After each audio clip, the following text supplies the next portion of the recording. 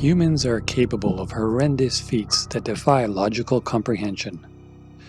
It is often rather shocking to learn just how depraved humanity can be, and how easily these misdeeds seem to be perpetrated towards children.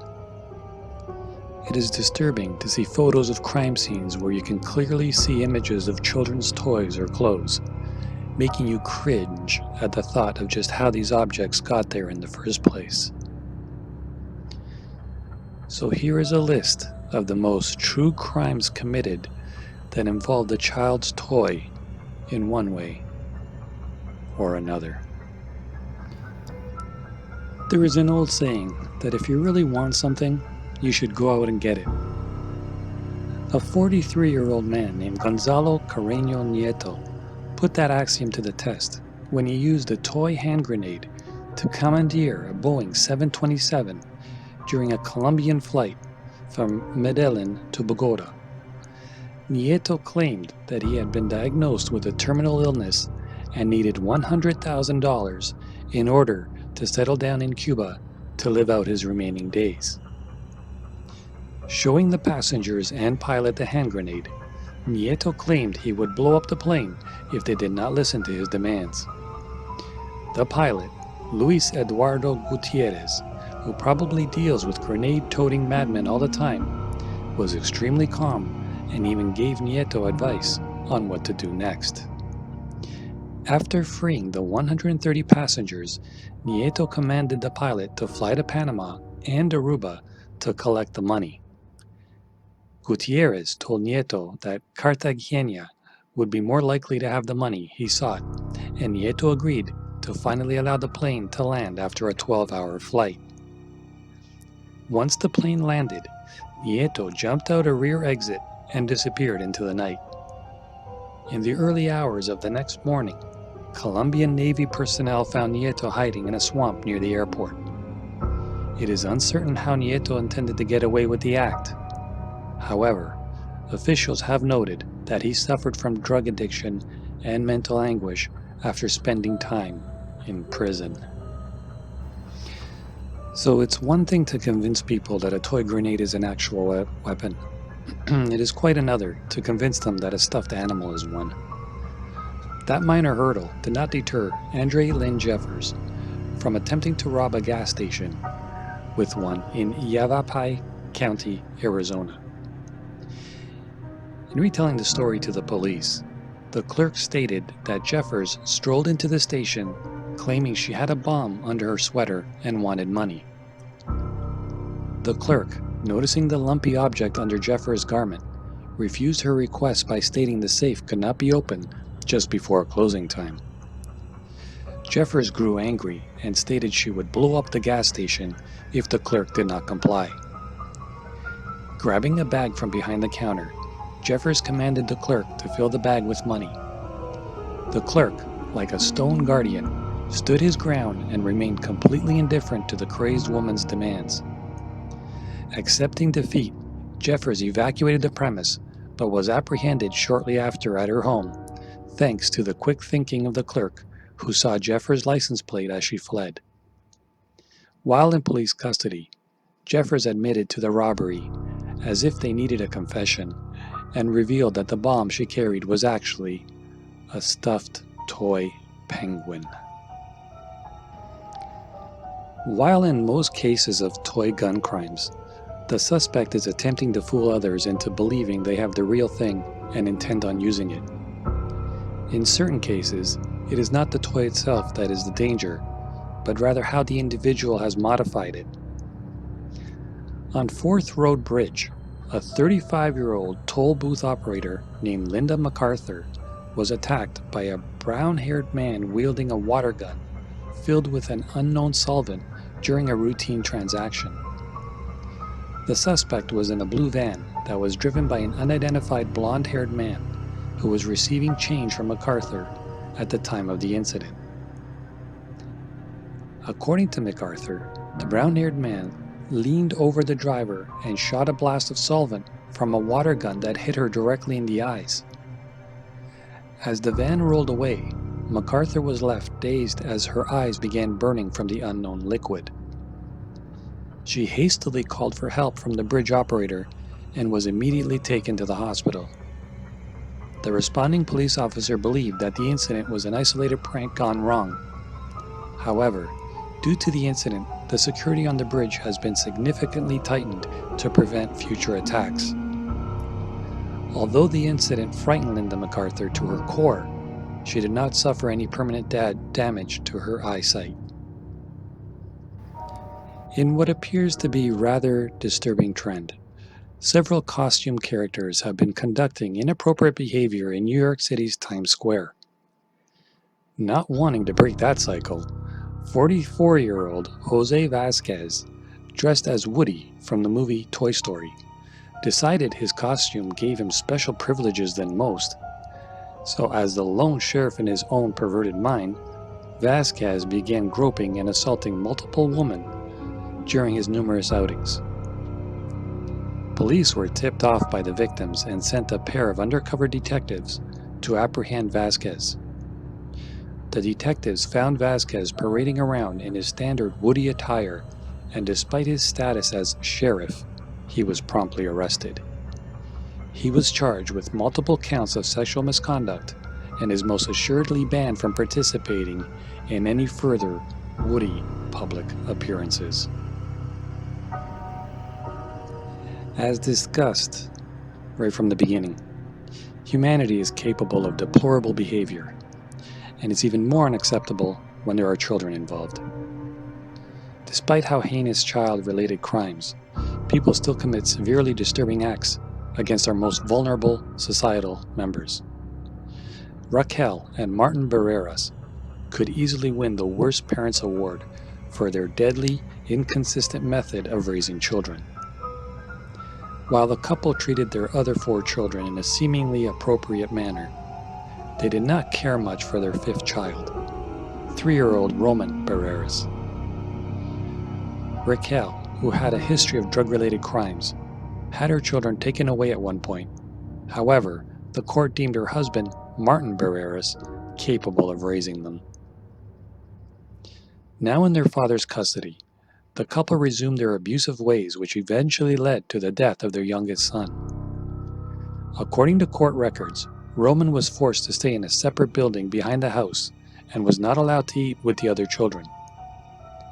Despite Martin claiming he stood up to his wife about the abuse, little Roman eventually died of starvation.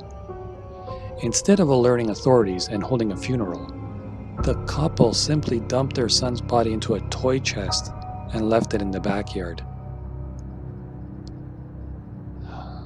Sick. After the family was evicted from the home, the landlord came across the toy chest with the boy's remains and alerted police.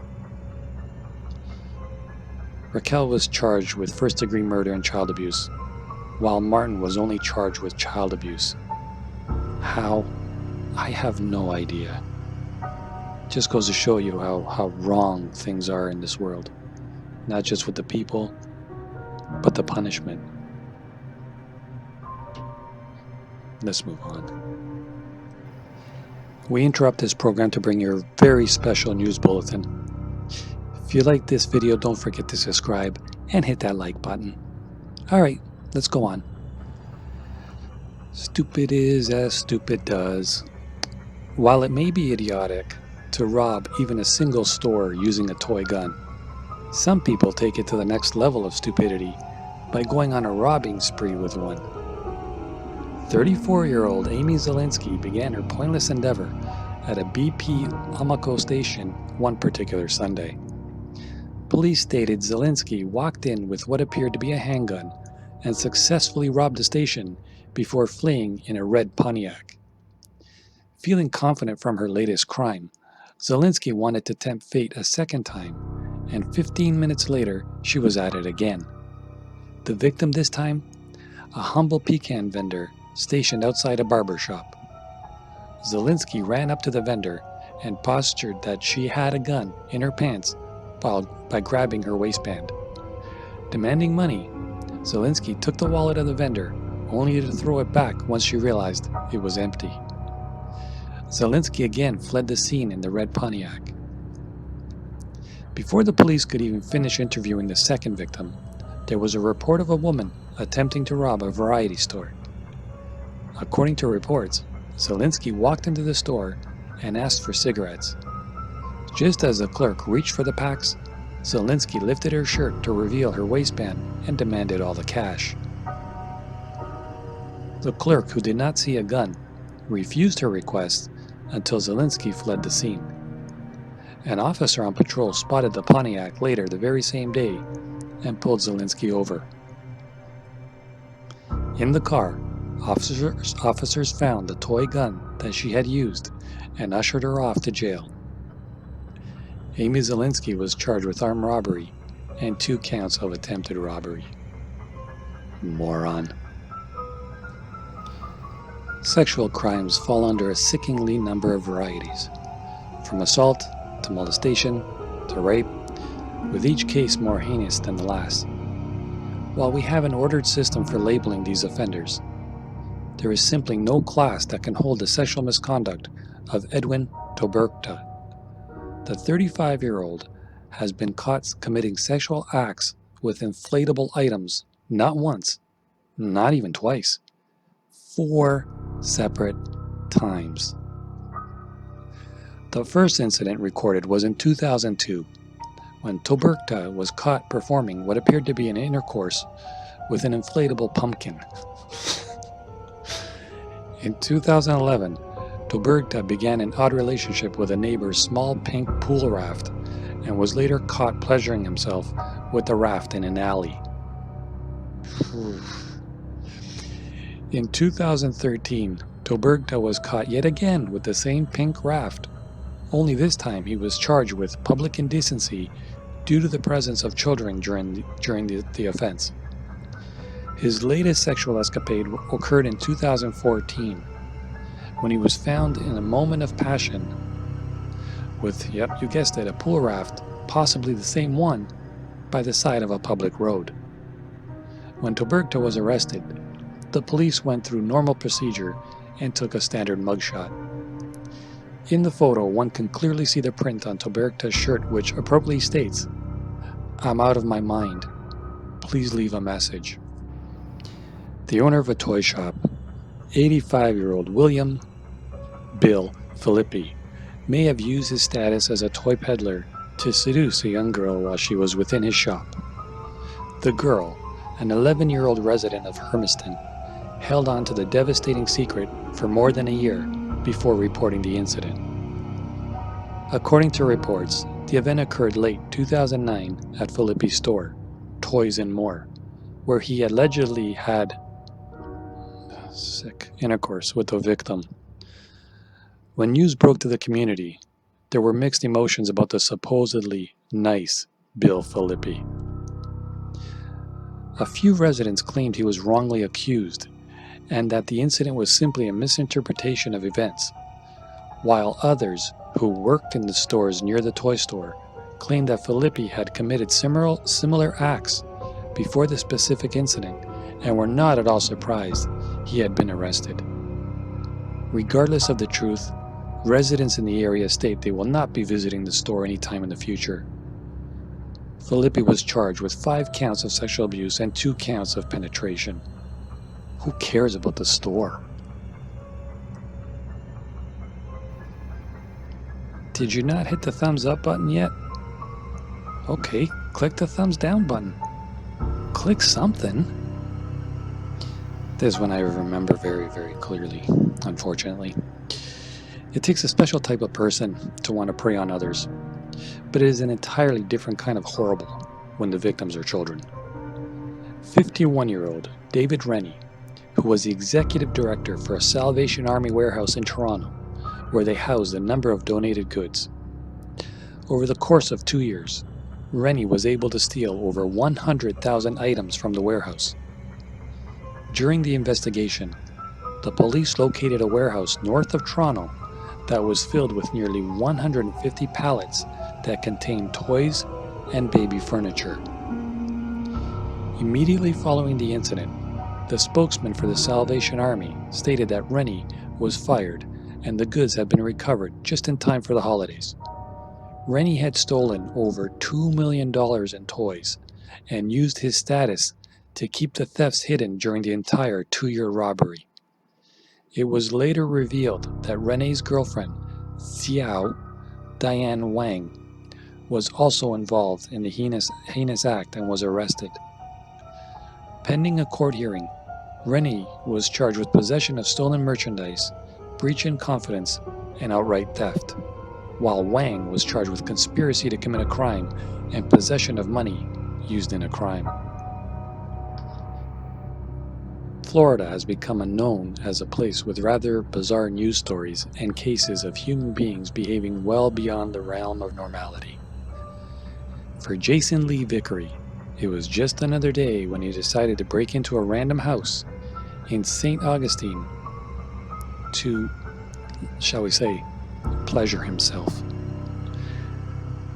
While inside the home, Vickery became distracted from his quest when he found a remote-controlled helicopter that he played with for a long period of time.